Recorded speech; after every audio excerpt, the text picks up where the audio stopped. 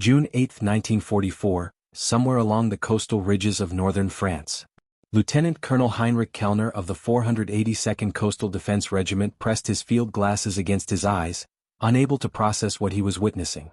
In just under 3 hours of observation, he had tallied 143 identical military scout vehicles moving inland from the invasion beaches.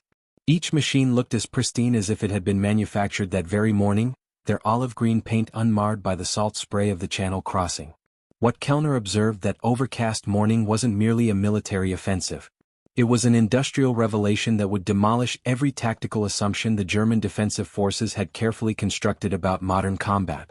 These machines, which the invading Americans referred to as general-purpose vehicles, had traveled across the vast Atlantic in numbers that defied rational military planning, and their sheer volume exposed a reality more crushing than any bomber squadron could deliver. The German forces weren't confronting a traditional military force. They were facing an entire industrial ecosystem that had reimagined warfare as an exercise in mass manufacturing. The vehicles had started appearing with the very first assault waves, driving straight off specialized naval transports that had crossed from England in seemingly infinite formations. Each transport vessel could deliver up to 35 completely assembled vehicles, and there were hundreds upon hundreds of these ships discharging their mechanical cargo onto French beaches. The machines carried manufacturer plates from either the Harrison Motor Works of Detroit, Michigan, or the Continental Vehicle Corporation of Cleveland, Ohio. Their technical classification read Light Reconnaissance Vehicle, All-Terrain, Quarter-Ton Capacity, but to the German defenders observing their relentless arrival, they symbolized something far more troubling than simple transportation. They were proof of an industrial power that exceeded anything their military education had prepared them to comprehend. Captain Wilhelm Stauffen, leading the 2nd Battalion of the 623rd Infantry Regiment, documented in his field notes dated June 10, 1944, the following observation. The invading forces possess motorized units in volumes we typically associate with small arms ammunition. Every enemy element, even down to individual fire teams, appears equipped with mechanized mobility. Yesterday afternoon, we successfully eliminated 18 of their scout vehicles in our defensive sector. This dawn, I observed 67 operating in the identical area. They regard sophisticated military machinery the way we regard standard infantry rounds, as consumable resources to be expended and replaced without hesitation or concern. The production figures of American vehicle manufacturing would have paralyzed German strategic thinking had they possessed accurate intelligence. From 1942 through 1945, American assembly plants manufactured over 700,000 light reconnaissance vehicles. During maximum production periods, the Harrison and Continental factories were completing one unit every 75 seconds on their production lines. This single vehicle category accounted for nearly 30% of all American military transportation manufacturing. The German forces, who had struggled to produce barely 60,000 of their comparable utility vehicles throughout the entire conflict, could not mentally process such astronomical figures. The secret behind this manufacturing phenomenon was a standardization system that surpassed anything in German military engineering philosophy. Every vehicle, regardless of whether Harrison or Continental built it, utilized completely compatible components. A differential from a destroyed Continental unit could be installed in a Harrison vehicle in mere minutes. Tires, power plants, drive shafts, and even minor items like electrical connectors and drive belts were uniform across every production batch. This compatibility philosophy extended throughout the entire logistics network, where replacement components were strategically positioned based on mathematical projections of breakdown rates, guaranteeing that substitute parts remained perpetually accessible. Sergeant Major Friedrich Weiss of the 319th Static Defense Division, monitoring American movements from a hidden observation post near the village of Breton, recorded in his personal journal an astonishing sight. The invading forces don't actually repair their machines in any traditional sense. They merely substitute damaged components with fresh ones from what appears to be an infinite inventory. I witnessed a combat-damaged vehicle return to full operation in under 45 minutes. The motor wasn't rebuilt or repaired. It was completely removed and a brand new power plant was installed as effortlessly as one might change a boot. Our technical specialists would need 10 days minimum to accomplish such a task. The Americans performed it in an open field while taking intermittent mortar fire, some of them actually eating their rations during the process. The German military doctrine, developed through generations of equipment conservation and meticulous maintenance, found itself unable to grasp the American methodology. Within German forces, every vehicle was catalogued, assigned and monitored throughout its operational existence.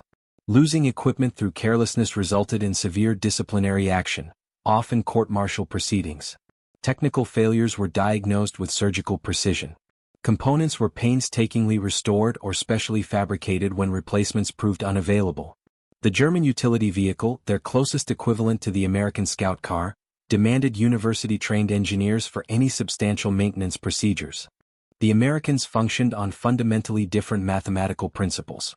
They had calculated that a reconnaissance vehicle's battlefield life expectancy averaged 100 days and structured their entire supply chain around this assumption. Instead of establishing complex repair facilities, they simply produced replacements in volumes that exceeded any conceivable attrition rate. When a vehicle sustained damage beyond immediate battlefield repair, it was cannibalized for functional components and discarded. A replacement unit would materialize within hours, sometimes mere minutes, transported by the ceaseless logistics trains that linked the invasion beaches to the rapidly advancing combat elements. Major General Ernst von Richter, operations director of the 177th Reserve Division, articulated the German confusion in correspondence to his superior officers. The Americans prosecute what can only be described as a millionaire's campaign. They consume vehicles with the same casual disregard we display toward rifle ammunition. This morning I personally observed a scout car detonate a mine. The crew emerged without serious injury, moved their equipment to another vehicle that materialized almost instantly, and proceeded with their patrol. The destroyed machine was simply pushed into a ditch and abandoned. Within our forces, such a loss would generate weeks of paperwork, formal inquiries, and desperate negotiations for replacement authorization. By June 12, Allied forces had successfully landed over 18,000 vehicles in the invasion zone, with light reconnaissance vehicles forming the predominant category. These machines revolutionized the battlefield in dimensions German tactical doctrine hadn't anticipated or prepared for.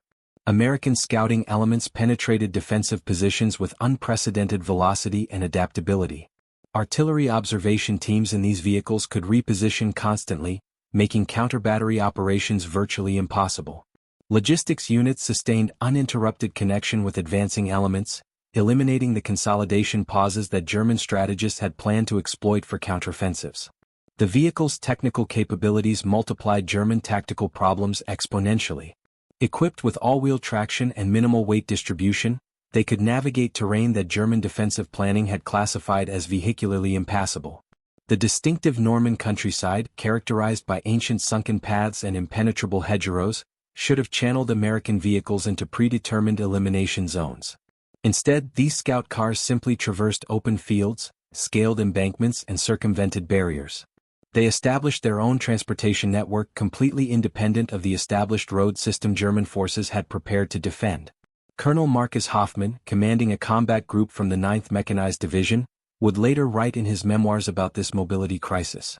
The American scout vehicle provided every single combat element with the maneuverability we had reserved for our most elite armored reconnaissance units. A solitary vehicle could transport a heavy weapons squad, a mortar section, communication systems, or critical supplies. They materialized everywhere, in locations we considered absolutely secure, delivering direct firepower or coordinating devastating artillery through their radio networks. We discovered it impossible to maintain a cohesive defensive line because the Americans simply maneuvered around our strongpoints as if they didn't exist. The maintenance and logistics infrastructure supporting this vehicle fleet proved equally stupefying to German observers. American supply formations had prepared for operations on an almost incomprehensible industrial scale.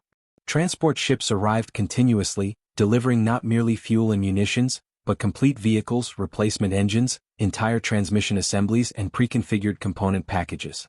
Mobile maintenance units advanced directly behind combat formations, equipped to execute any conceivable repair or replacement. If a unit suffered the loss of 20 vehicles in combat operations, 20 replacements would materialize within 36 hours, frequently much sooner. Lieutenant Colonel Hans Gruber of the 4th Fallschirmjäger Division noted with amazement what he witnessed. The American logistics apparatus functions like a manufacturing plant extended directly onto the battlefield. Everything follows standardized procedures, arrives prepackaged and gets delivered precisely on schedule. They've somehow eliminated the operational friction that military theorists have always considered inevitable. While we desperately struggle to maintain our deteriorating equipment, they simply requisition replacements as if ordering from a commercial catalog. It's not warfare as we understand it. It's industrial processing applied to combat. The psychological impact on German forces manifested within the first week of operations. Soldiers who had been indoctrinated with propaganda about soft, comfort-dependent Americans encountered an opponent who commanded material wealth beyond their wildest imagination. The spectacle of endless convoys of identical vehicles, each one pristine and completely equipped, demoralized soldiers who were nursing machines that had been in continuous service since the campaigns of 1940. The contrast was crushing to morale. The technological disparity manifested in unexpected dimensions. American vehicles arrived equipped with comprehensive tool sets, detailed maintenance manuals printed on waterproof paper, and statistically calculated spare parts packages. German vehicles frequently lacked basic tools, depended on mechanics' accumulated experience rather than documentation, and competed for scarce components through a bureaucratic requisition system that could consume weeks. The Americans had industrialized and systematized every aspect of vehicle operation while the Germans still approached it as a craft requiring individual expertise. As June transformed into July, German forces discovered themselves progressively unable to match American operational tempo. Static defensive positions were systematically outflanked by vehicle-mounted reconnaissance elements. Artillery positions were overrun by rapidly advancing motorized infantry before they could relocate. Supply lines were severed by fast-moving patrols that materialized behind German lines, struck critical targets, and vanished before reserves could react. The battlefield had become fluid in ways that overwhelmingly favored the force with unlimited motorized capability. Colonel Rudolf von Manstein, observing American preparations for their massive breakout operation in late July, documented his observations. "They've achieved what our general staff deemed impossible, the complete motorization of an entire army group. Every single soldier can be transported by vehicle. Every artillery piece can be towed at highway speeds. Every supply requirement can be delivered directly to the point of consumption. We're conducting 19th century operations against a 20th century opponent, and the century gap might as well be a millennium for all the good our traditional tactics accomplish." German High Command's desperate attempts to counter American motorization proved entirely futile. Orders to target vehicle concentrations became meaningless when vehicles existed everywhere simultaneously. Efforts to interdict supply lines failed when every unit possessed independent transportation capability. Plans to exploit American fuel dependence were nullified by a supply system that delivered petroleum products in quantities Germany hadn't possessed since the height of their early victories. Every counter-strategy was developed too late and with too few resources to matter. By the commencement of the American breakout operation in late July, Allied forces in the operational theater possessed over 25,000 vehicles, with scout cars comprising the single largest category. German estimates, compiled from prisoner interrogations and aerial reconnaissance, suggested the Americans could suffer 60% vehicle losses and remain more motorized than any German division at full theoretical strength. This calculation, when transmitted to Berlin, was rejected as defeatist propaganda. In reality, it was conservatively understated. The impact of American motorization extended far beyond immediate military consequences. German officers who survived the conflict would carry these lessons into the Reconstruction period of post-war Europe. The American model of standardization, mass production, and deliberate simplicity would profoundly influence German industrial redevelopment. The same design philosophy that had failed to compete militarily would succeed spectacularly in peacetime civilian markets, applying mass production principles the Americans had demonstrated with such devastating effectiveness. Major Kurt Steinberg, who spent 4 years as a prisoner in American camps, later reflected on the lessons learned. "In northern France, we discovered that modern warfare wasn't about courage, training, or tactical brilliance. It was about industrial capacity, production efficiency, and logistics management. The Americans demonstrated that victory belonged to whoever could manufacture the most, ship the fastest, and replace losses instantly. Their scout car wasn't merely a vehicle. It was a symbol of a completely new form of warfare we were philosophically unprepared to comprehend, much less counter." The narrative of German forces encountering American mass motorization in northern France represents far more than a simple military mismatch. It was a collision between two fundamentally different civilizations' approaches to organized conflict. The Germans, with their centuries-old tradition of professional military excellence and carefully maintained equipment, met an American military that had transformed warfare into an exercise in industrial management, statistical analysis, and mass production. Traditional military virtues of courage, skill, and tactical brilliance became largely irrelevant when confronting an enemy who could simply overwhelm through sheer material abundance. The endless columns of vehicles that streamed across northern France represented something more profound than military transportation. They were the physical manifestation of an entire society mobilized for industrial warfare, proof that American manufacturing might could be projected across vast oceans and delivered to distant battlefields in quantities that rendered traditional military calculations not just obsolete, but almost quaint in their irrelevance. 4 German soldiers watching those columns advance day after day, each vehicle carried the same unmistakable message. The age of traditional warfare, where individual courage and tactical skill could determine outcomes, had definitively ended. The age of industrial warfare, where factories mattered more than fortifications and production lines more than defensive lines, had irreversibly begun. They were witnessing not just their military defeat but the end of an entire conception of how wars were fought and won.